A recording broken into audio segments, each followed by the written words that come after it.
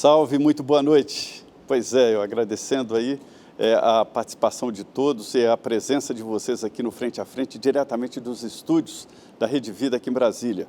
Olha, nós vamos falar mais uma vez de política. Política define a sua vida, a sua casa, a escola dos seus filhos e o seu futuro. E é bom ouvir os políticos e saber exatamente o que está acontecendo nas entranhas daqui de Brasília. Há grandes disputas, as frentes parlamentares estão definindo ali pontos sobre livre comércio, sobre a participação da iniciativa privada na vida do país e a regulamentação da reforma tributária. Aí está um ponto muito importante. E hoje, para essa conversa, aqui no Frente a Frente, temos a honra de receber o senador Efraim Filho. Senador, muito boa noite, obrigado por estar aqui nos nossos estúdios. Eu sei da agenda de hoje, nossa, ufa, né? Sem dúvidas, a agenda de Brasília, principalmente nas quartas-feiras, é algo, eu até brinco, irracional, intenso, né, e que os movimentos acontecem a todo vapor. E como você disse, tem movimentos tanto na agenda econômica, né, com temas como a desoneração da folha de pagamento, projetos sobre equilíbrio fiscal, temas que movimentam quem quer produzir, quem quer trabalhar, temas da regulamentação da reforma tributária, reforma do processo administrativo tributário, agenda econômica em alta. E a agenda social da mesma forma. No Senado, por exemplo, se tem a discussão da PEC antidrogas, né, que trabalha em paralelo o tema que também está em discussão no Supremo Tribunal Federal, da descriminalização das drogas. Eu, como relator, apresentei a PEC na CCJ, posição contrária à descriminalização das drogas, em defesa da família, em defesa da sociedade brasileira. Claro que há divergência, contraponto, que a gente respeita, mas a vitória foi ampla, sólida, 23-4 na CCJ. Se espera agora que, em meados do mês de abril, esse tema possa ir ao plenário do Senado Federal. Perfeito. Nós vamos detalhar cada um desses pontos aí no decorrer dessa conversa boa. Você sabe, toda quarta-feira está aqui comigo a minha parceira Denise Rotenburg. Mas por motivo de luto, ela não está hoje aqui comigo, né? A mãe da Denise morreu, a Paula Rotenburg, de 82 anos. Eu lamento muito, um abraço à família e aos amigos, né, da Paula Rotenburg, mãe da Denise Rotenburg. A conversa... me permita também fazer o registro, né, de um abraço de solidariedade, de pêsames, de sentimentos. A gente que também convive com a Denise, não só aqui no programa, mas nos corredores de Brasília, sabe como ela deve estar abalada nesse momento. Não é fácil. E deixa o sentimento aí que Deus abençoe a alma da Paula, sua mãe, e conforte o coração da Denise, dos amigos e dos familiares. Pois é, a conversa vai ser boa hoje, com alguém que articula e que entende de Congresso e de política. O senador Efraim foi deputado por 4 mandatos, é senador da República, é líder do União Brasil, que é um partido desafiador hoje por aqui. Senador, eu começaria assim, o senhor participa da Frente do Comércio, né? E eu queria falar um pouco das frentes parlamentares. Hoje eu visitei algumas reuniões, fui lá no encontro da frente que o senhor preside, do Senado Federal, e vi, senador, que as frentes estão tomando protagonismo. É o lobby no melhor sentido, que é a assessoria aos parlamentares, né? Mas as frentes vão substituir os partidos em algumas ocasiões? Zé, em algumas ocasiões sim, porque qual é a vantagem da frente? A frente parlamentar, ela reúne, né, os deputados e os senadores por identidade temática. Ou seja, se você tem uma identidade para defender o setor produtivo, você consegue uma amplitude muito maior do que a bancada. E olha que muitas vezes na bancada há divergências, né, sobre determinados temas. Então, no caso que você citou, a FCS, que é a Frente Parlamentar em Defesa do Comércio, Serviço e Empreendedorismo. Lá você tem parlamentares de diversos partidos, de governo e de oposição. As frentes parlamentares também têm essa vantagem, elas não são monotemáticas no que diz respeito à posição partidária. Você tem determinados temas setor, que agregam. Né? Cada frente que agregam. Então, eu acho que a frente parlamentar, ela reunindo nichos, né, de pensamento, reunindo pessoas que têm identidade de pensamentos além da bancada partidária, elas acabam ganhando força nesse diálogo dos projetos mais relevantes. Tanto o presidente Arthur Lira quanto o presidente Rodrigo Pacheco tem se servido das frentes parlamentares na hora de encaminhar temas que são relevantes, buscando consensos na aprovação dessas matérias. Eu posso dizer que as frentes estão democratizando, colocando transparência nos debates do Congresso Nacional. Elas têm estrutura técnica para alimentar os parlamentares ali de informações e isto é muito importante. Senador, a sua frente, por exemplo, tem um desafio aí que é a regulamentação, a tentativa do ministro Luiz Marinho de regulamentar, ou seja, definir que é preciso autorização dos sindicatos através de acordo coletivo para o comércio abrir nos feriados. Isso é um tema já ultrapassado. É um retrocesso, Zé. Eu concordo com você. Eu acho que toda intervenção, tá certo, do Estado na relação entre o privado, né, ou entre o empregador e o empregado, entre quem produz e quem trabalha, ela só atrapalha, ela tem que ter a liberdade econômica para acontecer. Você vê que está funcionando, né? Comércio aberto significa mais emprego para ser gerado, significa mais imposto para ser recolhido, significa, né, que se está produzindo e isso faz a economia girar, ou seja, é um jogo de ganha-ganha, não tem perdedor. Agora, querer voltar a colocar sindicato, né, imposto sindical, para poder fazer a mediação dessas relações, para mim é um retrocesso. Nós temos defendido que essa portaria não deve prosperar, já somos vitoriosos porque ela já foi suspensa em mais de uma oportunidade e a gente espera que não haja essa intervenção indevida e a liberdade econômica prevaleça. Pois é feriado, porque domingo já está definido, né? Através da reforma trabalhista já se colocou isso. E outro grande desafio desse setor, que é um grupo de parlamentares que defende a livre iniciativa, defende a competição, né? São várias frentes que trabalham no mesmo sentido. A reforma tributária, houve a aprovação da emenda e agora precisa a regulamentação. Como será? E só para complementar a sua informação, quando a gente fala em defender o setor produtivo, a gente não fala só da indústria ou do comércio. Você tem uma outra frente que é fortíssima, que é a frente parlamentar do agro, né, da agricultura, talvez que é um dos seja mais forte. A mais forte hoje. E não impede, por exemplo, que eu seja presidente da FCS e seja membro da frente parlamentar da agricultura, para que a gente consiga conciliar posições na questão da liberdade econômica que não valem apenas para um segmento ou para um setor, mas para a nação como um todo. E aí você já me questionava sobre a reforma tributária. A reforma tributária é um tema de divergência, de diferentes opiniões. Tem quem gostou, tem quem não gostou. Meu posicionamento foi algo extremamente favorável para o Brasil, porque a gente mudou um modelo e se tem uma coisa em que todo mundo converge, é que o atual modelo está esgotado. É arcaico, obsoleto, ultrapassado, só atrapalha quem quer produzir, nos deixa na última posição do ranking Doing Business como um dos piores ambientes para se fazer negócio no mundo.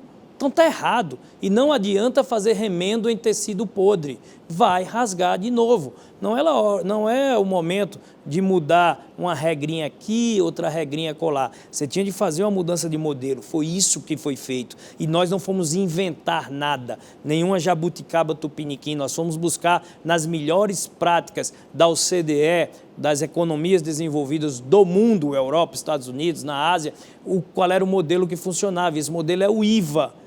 Agora, claro que no Brasil, até para copiar, dá trabalho.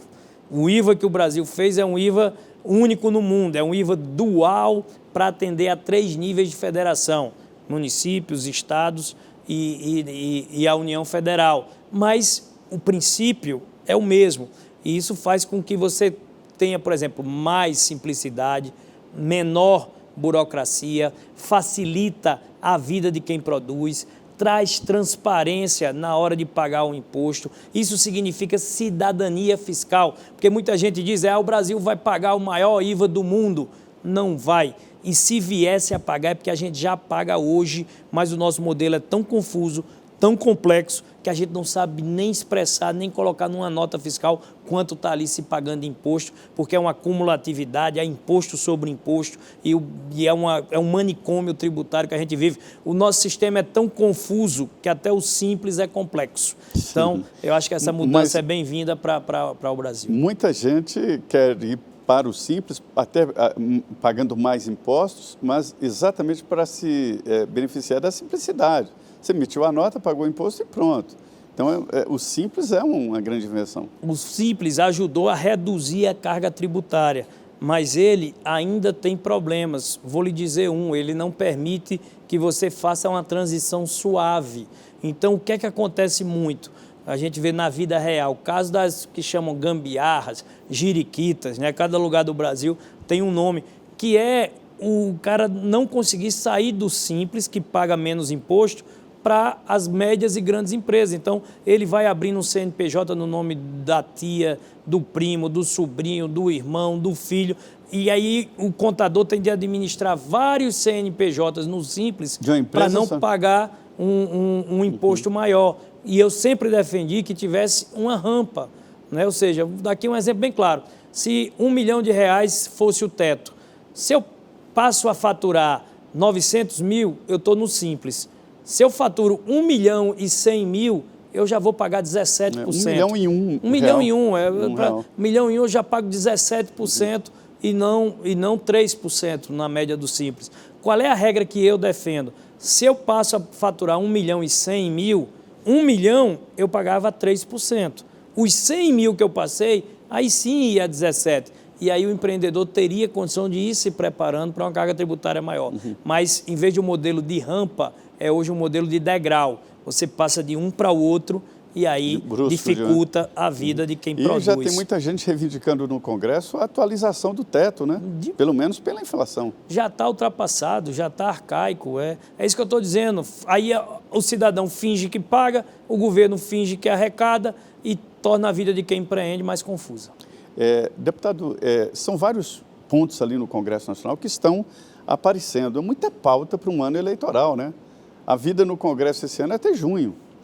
Olha, Zé, Desculpa, eu chamei o senhor deputado senador, porque ele teve 4 mandatos de deputado. Me desculpa, senador, estou rebaixando o senhor aqui. Sem problema, vou lhe 2 fatos pitorescos. Primeiro, eu me considero o mais verde dos azuis, ou seja, o verde é o tapete verde, é o da Câmara, o azul é o do Senado, porque eu tive lá 4 mandatos de deputado, liderei... intensos, né? Intensos, liderei bancada na Câmara dos Deputados, fui um dos relatores do novo Código de Processo Civil, por exemplo, várias matérias de relevância para o Brasil. Agora estou no Senado, até para quem não conhece a minha história, eleito agora pela Paraíba, numa eleição de uma vaga só, fui o senador eleito mais jovem da história da Paraíba, com 40... Eleição difícil, né? Foi eleição difícil, dura pela oposição, nós derrotamos candidato do governo ao Senado para poder chegar a esse posto. Então, aos 44 anos, hoje aos 45, né, na segunda-feira, 18 de março, agora bem recente, foi meu aniversário, pisciano que sou, então completei os 45 anos. Então, estou lá com essa chama no olhar de quem está no Senado para promover essas mudanças, esses temas de agenda intensa. Agora, eu trago uma memória um pouco diferente, Zé. A gente que acompanha, claro, há muito tempo, sempre tem essa coisa da eleição municipal, mas nós mudamos a regra há pouco, né? A primeira eleição foi a anterior, em que as eleições municipais, em vez de ter 90 dias, passam a ter 45. As convenções que antes eram em junho, agora serão só no início de agosto, praticamente, na reta final. Então, dá um suspiro, um fôlego, né, para que não haja ali um obstáculo, uma obstrução tão forte aos trabalhos. Então, eu sou daqueles que vejo o copo meio cheio, né? Então, dá para a gente poder fazer uma agenda intensa, assim, de projetos relevantes. É nesse semestre que se inicia a votação dos projetos que regulamentam a reforma tributária. Eu acho que talvez esse será o tema mais importante da agenda econômica no parlamento, e na agenda social, a PEC antidrogas deve ser um dos temas também que traga, né, a maior atenção, tanto do Senado como a posteriori na Câmara dos Deputados. Eu ouvi integrantes do governo dizendo que querem aprovar a regulamentação até junho. Terá que dar tempo? Na Câmara dos Deputados, se o presidente Lira colocar o pé no acelerador, é possível. Nas duas casas, é muito difícil. Assim, não dá nem para ter esperança. Salve, estamos aqui no Frente a Frente, diretamente dos estúdios da Rede Vida, na capital federal, aqui em Brasília. O senador Efraim está aqui nessa conversa boa, falando de vários assuntos importantes que vão definir a sua vida. O senador Efraim é relator de um projeto muito importante, uma emenda à Constituição forte, apresentada pelo presidente do Congresso, o senador Rodrigo Pacheco, e subscrita pelos líderes dos partidos. E foi exatamente uma reação ao Supremo Tribunal Federal, que está ali julgando a possibilidade de descriminalização de uma certa quantia de drogas. A emenda é objetiva, é crime, porte ou posse de qualquer quantidade de drogas. Senador Efraim, o que vai modificar, o que vai definir ali, e o grande debate é diferenciar o agente transmissor, no caso de epidemia, que é o traficante, né, do usuário. E como seria isso aí sempre vai dar polêmica. Sempre vai dar polêmica. Tem duas temáticas ali importantes. Eu ouvi uma frase do senhor: a justiça sempre será discricionária. Exato, porque você tem que dar um espaço, né, de definição da pena para quem aplica a pena. No crime de homicídio hoje, ele tem uma pena ali de 8 a 20 anos, um exemplo. Tá certo que ele pode ter um espaço ali para fazer uma definição. Mas nesse caso da PEC, Zé, é importante você ter primeiro uma discussão de forma e outra de conteúdo.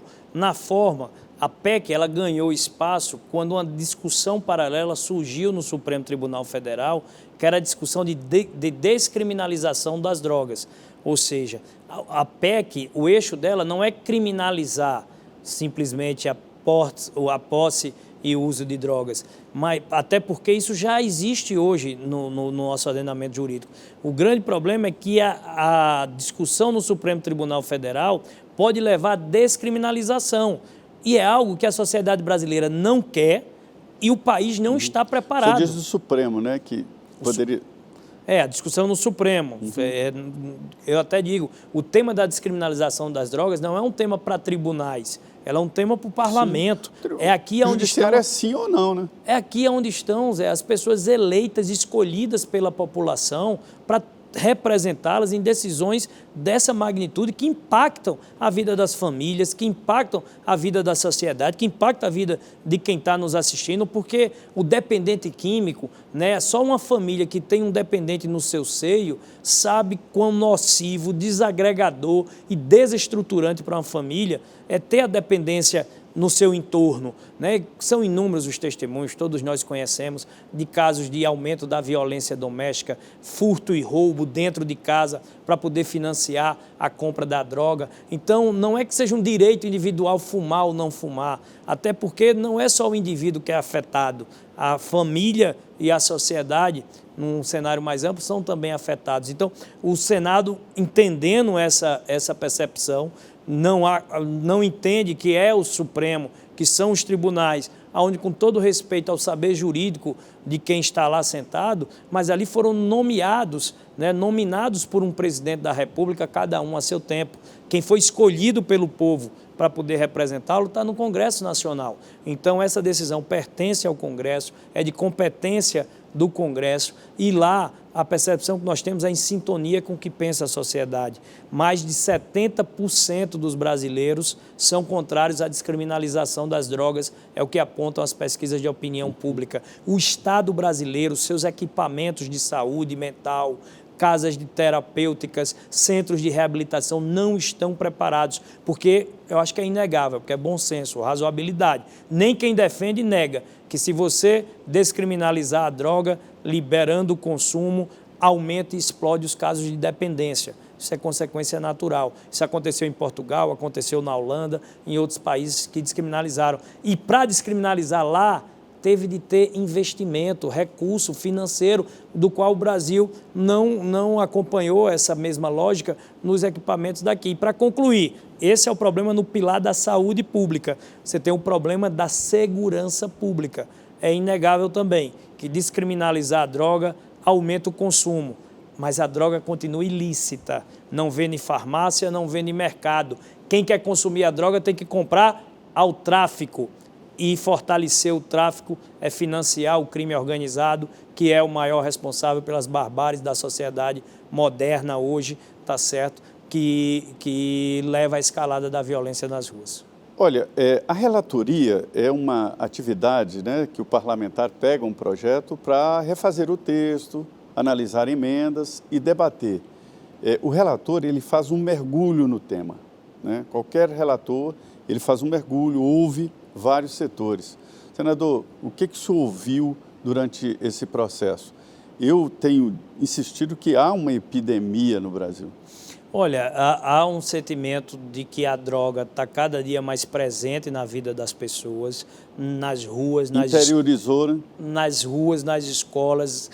O crack, por exemplo, era um problema das grandes metrópoles, né? A gente via Cracolândia lá em São Paulo.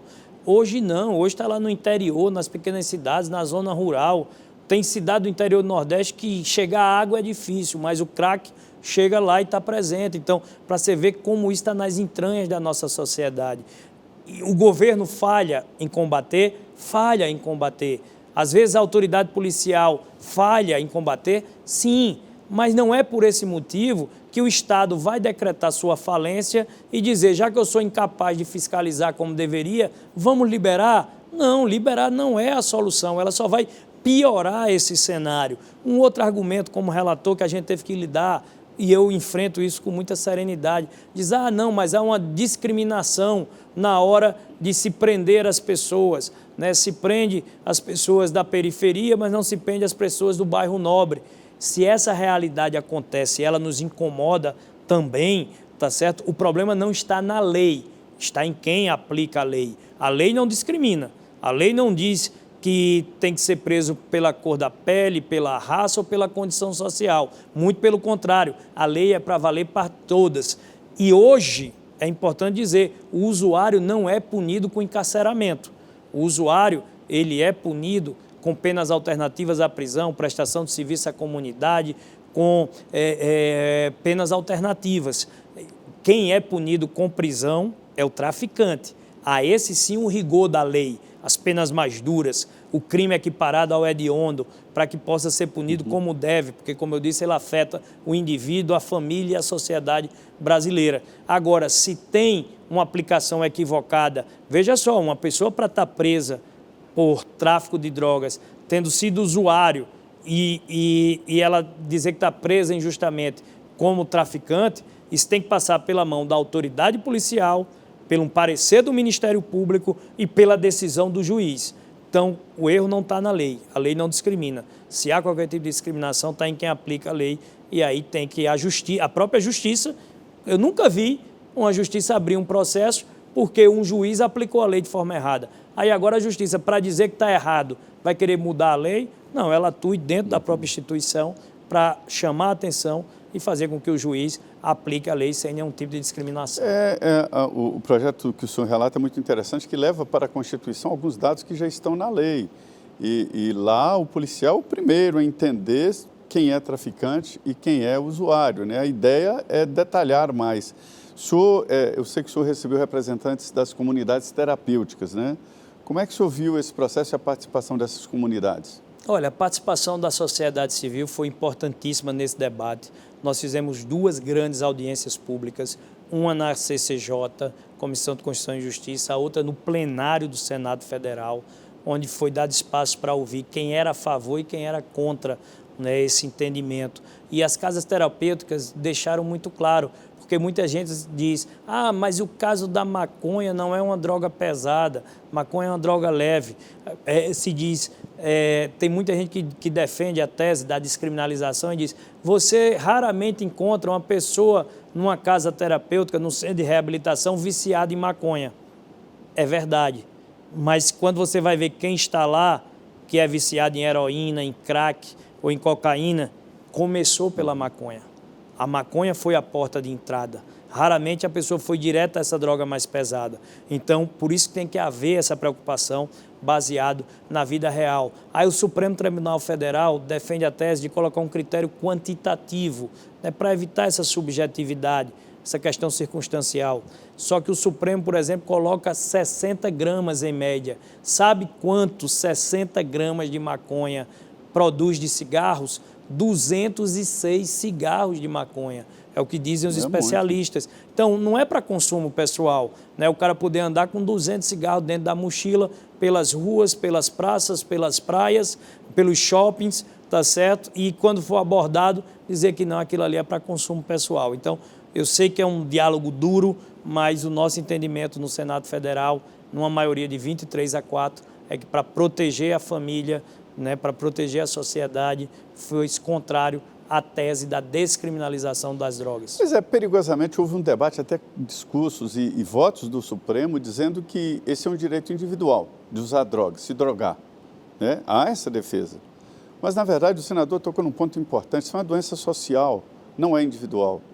Esse debate já foi feito em vários outros setores. Eu me lembro do debate sobre o uso de capacete para motociclistas, o uso do cinto de segurança, que é uma realidade nos automóveis, né? Que tinha o mesmo argumento. Olha, eu tenho o direito de me arriscar mais não usando o cinto.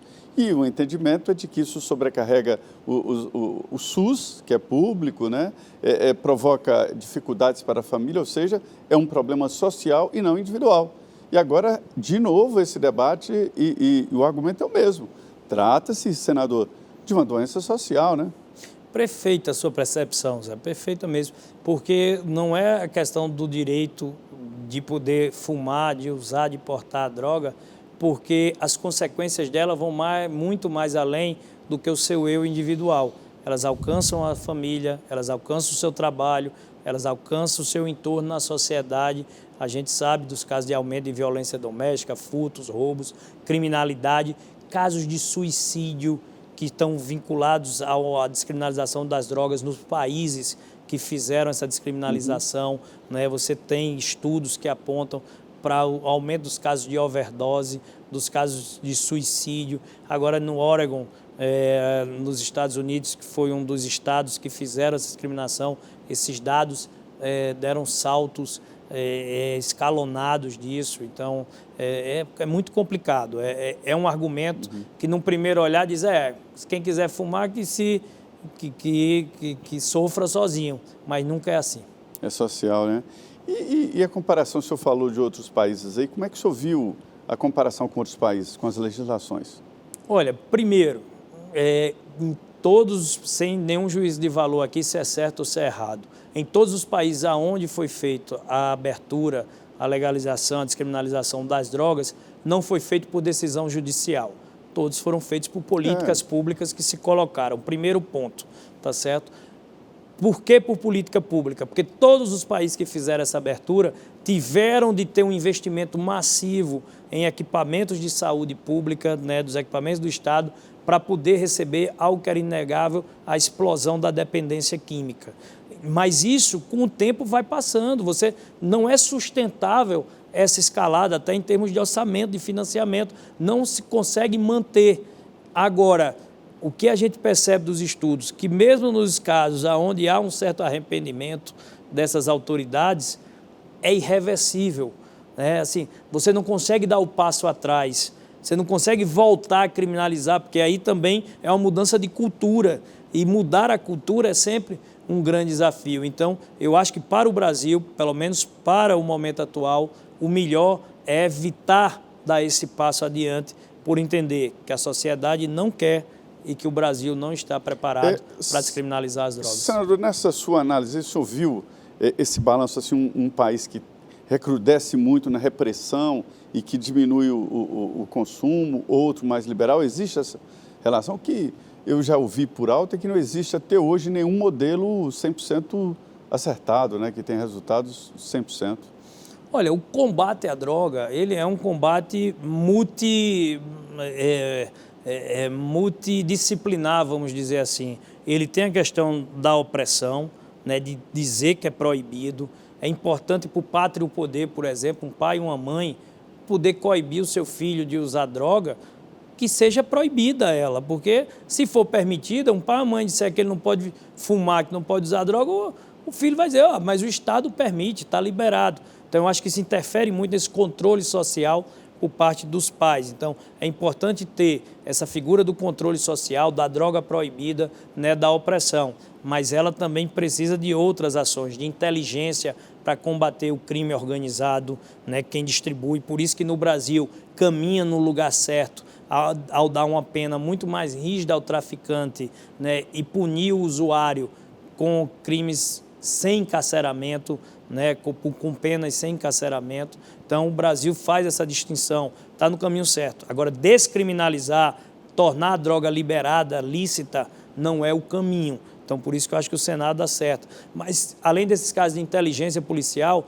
ações de educação, de geração de emprego, de oportunidades, da presença do Estado nas comunidades mais vulneráveis, nas periferias. Você tem casos hoje de que nem a polícia, nem a autoridade consegue subir um morro, porque a facção criminosa tomou conta dela. Então, assim, há elementos para poder dar certo.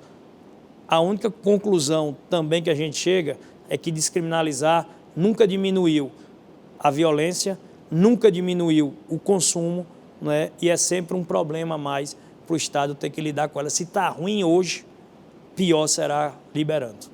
Salve, muito boa noite. Uma conversa boa aqui com o senador Efraim, no Frente a Frente.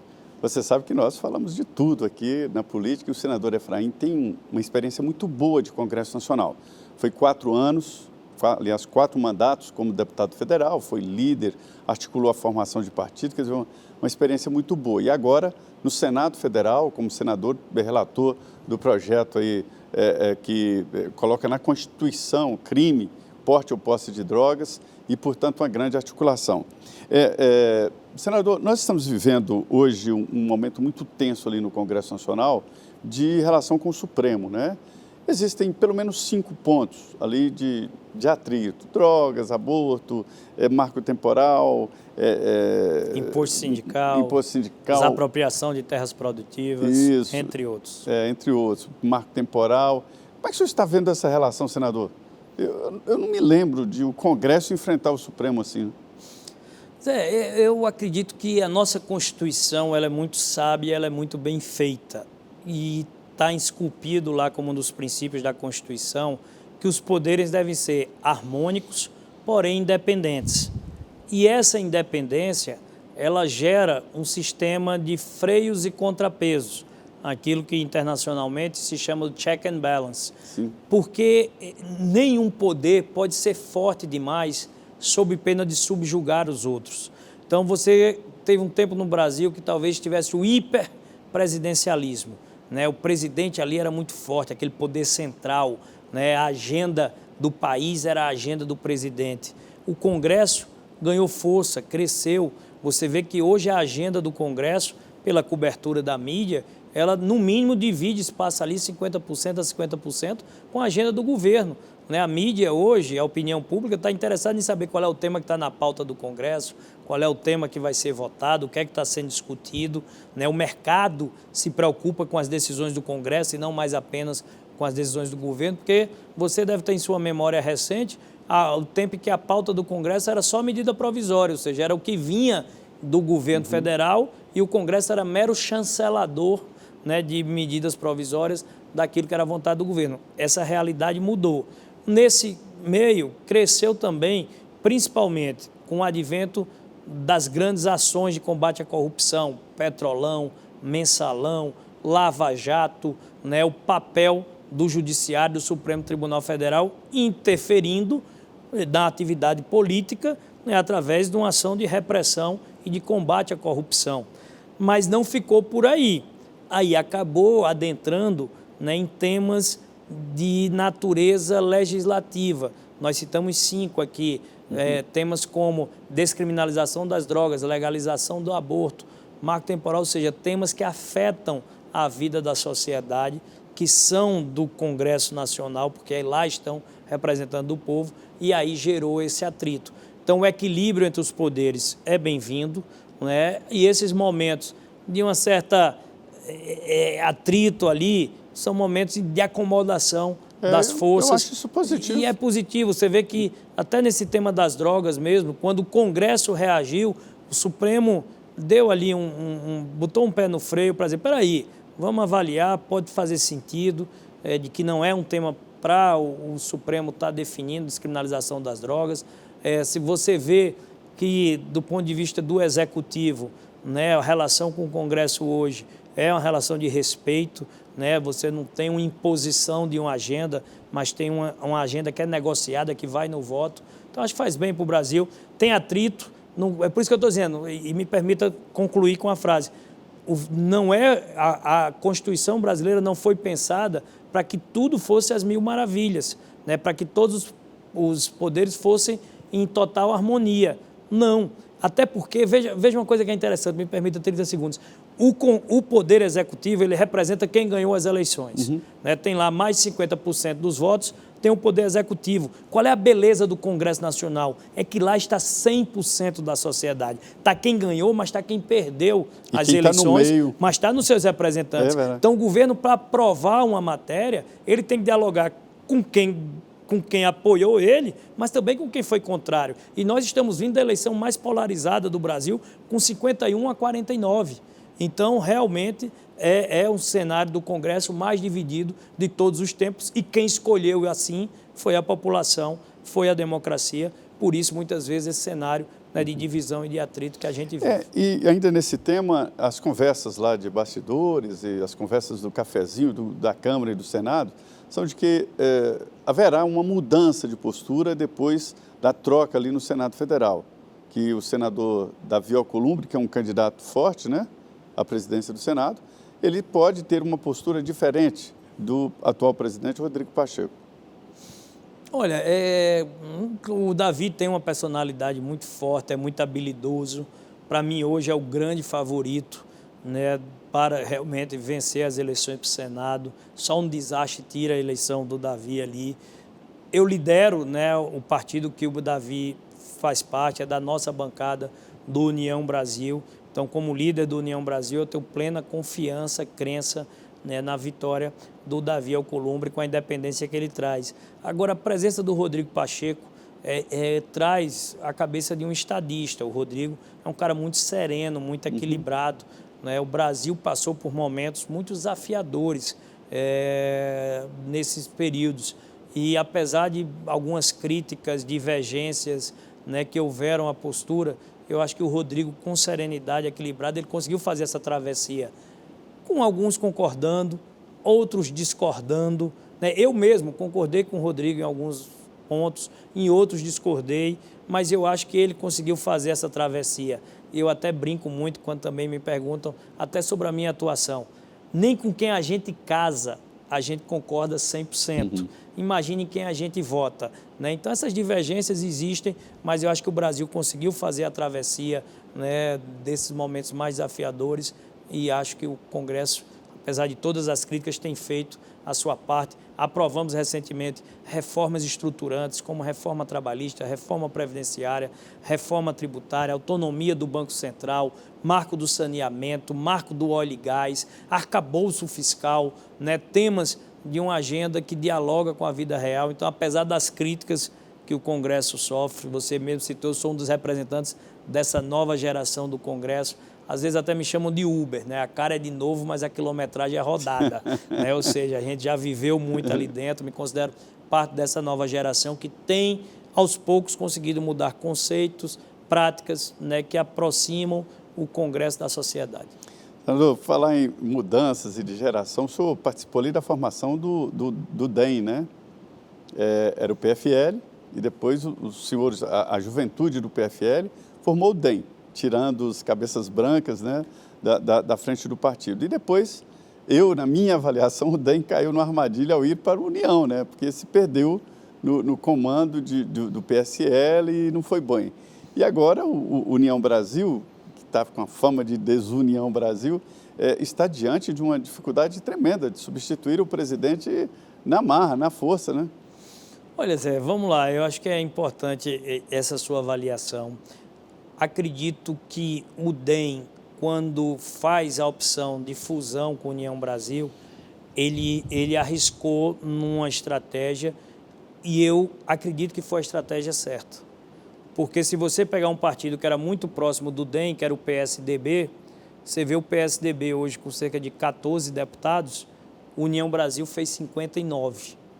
Então, nós, num cenário em que muda as regras eleitorais, se acabam com as coligações, né, a tendência lá é você sair desse pluripartidarismo, onde existiam 30 partidos com assento no Congresso Nacional. No Brasil eram 27, o máximo que chegou. Hoje, você vislumbra aí para 34 partidos, né? 27 com 34, 27 com representação no Congresso.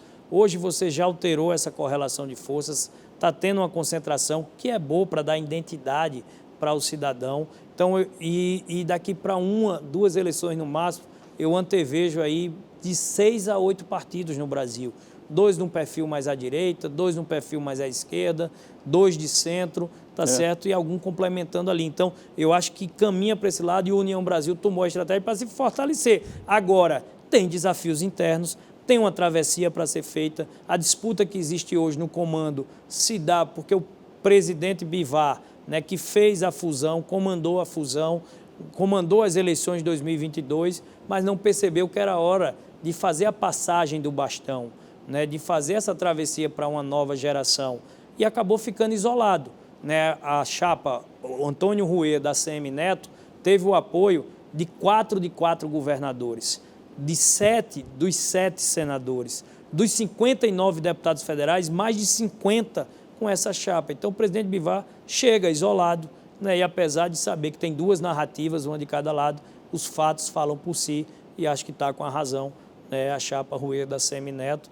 E se quem olha de fora vê disputa, para quem está de dentro, esse momento se viu de coesão. Né? As crises geram oportunidades. E nesse momento de crise, há muita solidariedade à posição do Rueda. E isso fez surgir um sentimento num partido novo, né, de organicidade, um sentimento orgânico, de pertencimento, que no médio e longo prazo vai ser positivo. E eu confio no União Brasil. União Brasil tem nomes como Ronaldo Caiado, né, que está colocado aí como um pré-candidato 2026, um governo de Goiás muito operoso, muito forte. Né? Tem senadores como Davi Alcolumbre, que pode ser o presidente do Senado. Na Câmara, o líder é o Mar Nascimento, é um dos candidatos também. Então, União Brasil tem força, é hoje o fiel da balança. Me permita dizer, num país polarizado que tem PT e PL, né, como os maiores partidos, PL o partido do Bolsonaro, PT o partido do Lula, o fiel da balança ficou para a União Brasil, que é o 3º maior partido. Esses dois aqui não se juntam, é óleo e água. Então, União Brasil é o fiel da balança. Numa votação, para onde o União Brasil pende, ele é capaz de definir a aprovação ou a rejeição de um projeto e liderar um partido desse dá trabalho. Não é fácil não, mas temos conseguido. E vai crescer mais, né? Porque haverá aí mais uma fusão com o PP, a tentativa de formar um grande partido possível. Há uma discussão sobre a federação. Ela é diferente um pouco da fusão, porque os partidos permanecem vivos, né? A federação ela é só tipo uma coligação para aquele determinado pleito, para aquela determinada eleição que haverá. Mas é o começo de um diálogo, é uma federação PP, União, mais algum? E se fala no Republicanos, mas isso é uma ideia que surgiu, está bem longe ainda de maturar para chegar a se tornar realidade. Tem divergência interna dentro do partido, então vamos conversar uma situação de cada vez. Vem eleições municipais, isso daqui para a eleição municipal não acontece, é um tema para pós-2024, pensando aí talvez nas eleições de 26. Perfeito. Senador, o Senado já discutiu a regulamentação do transporte, né? Dos aplicativos, do Uber, enfim, das plataformas de transporte. Como é que o senhor vê essa proposta agora para os outros setores parecidos, né? O de 2 rodas, por exemplo, o transporte de cargas, do iFood e de outros? Eu sou anti-intervencionismo. Eu não acho que o Estado, poder público, tem que se meter nessa relação que está funcionando. Né? Os aplicativos hoje estão dando emprego para muita gente, né? Ou seja, sem burocracia, sem formalização, sem sindicato. Eu achei muito interessante a posição dos trabalhadores desses aplicativos, não querendo, né, a ligação trabalhista, o vínculo. Eles não querem, Zé, sabe por quê? Porque se você se aprofunda um pouco na realidade, eles não são trabalhadores full-time, eles não querem carteira assinada. Aquilo ali, para a grande maioria deles, é um complemento de renda. Ele está ali... Esporádico. Esporádico, num horário complementar, num final de semana, para ele complementar a renda dele. É uma opção dele querer usar aquele tempo ocioso para poder complementar essa renda fazendo uma corrida de Uber, fazendo entrega. Eu estava conversando e analisando os dados, por exemplo, a média ali do cara que é motoboy de um aplicativo, ele faz de 3 a 4 entregas às vezes no dia, porque ele não está ali. Ele tem a moto, ele é cadastrado, então naquele tempo livre dele, ele vai fazer 3, 4 entregas, ele não fica 8 horas à disposição, 10 horas à disposição, né, do iFood ou de quem quer que seja. Na Espanha, que já fez essa regulamentação, os dados são totalmente contrários a essa prática, né? Já tem, inclusive, um movimento lá na Espanha que chama Não Me Representa, ou seja, essa decisão não representa o maior interessado. É o cara de gabinete no ar-condicionado querendo decidir a vida real de quem está trabalhando e está dizendo, eu não quero isso. Eu quero, assim, essa liberdade, eu quero poder trabalhar, ganhar meu dinheiro e poder adaptar a minha jornada. Eu não quero ter carteira assinada para estar 8 horas trabalhando se eu tenho como complementar a minha renda de outra forma. Eu sou do respeito à vida real do cidadão, é ele quem escolhe como quer fazer sua jornada. Muito bem, senador. Pois é, o Frente a Frente chega ao fim aqui, uma conversa boa de vários temas importantes com o senador Efraim. Senador, muito obrigado, muito boa noite. Passamos pela agenda econômica, agenda social, agenda trabalhista, né? Então, agenda tributária. Eu acho que o Brasil é um país complexo, de muitos desafios, e está liderando, como eu disse, um partido como União Brasil, que é fiel da balança, nos traz vários desafios, mas com esse olhar, né, de quem acredita muito nesse país, briga, torce por ele, né, a honra de ter sido escolhido em 2023 no ranking dos políticos como o melhor mandato do Congresso Nacional. Né? Quem quiser acompanhar um pouco mais do nosso trabalho, está lá nas redes sociais. Efraim Filho é o nome, né, que não está aí todo dia, então quem colocar Efraim Filho vai logo achar a gente lá no Instagram, no Facebook, enfim. Acompanhe mais de perto, estamos trabalhando e sempre essas oportunidades de, através do Frente a Frente, ter essa sintonia fina com a opinião pública, com a sociedade, chegando a todos os estados, especialmente a minha querida Paraíba. Deixo um abraço a todos que nos acompanham. Fica à sua disposição, Zé, mais uma vez registrando um abraço, né, de solidariedade, de sentimentos, à nossa querida parceira, amiga aqui do programa, Denise Rothenburg. Denise, se sinta abraçada. É um momento difícil, a Denise não está hoje aqui no Frente a Frente, por motivo de luto, né? Ela perdeu a mãe, Dona Paula Rothenburg. Queria ficar solidário à família e aos amigos. Gente, muito boa noite, muito obrigado, fiquem com Deus.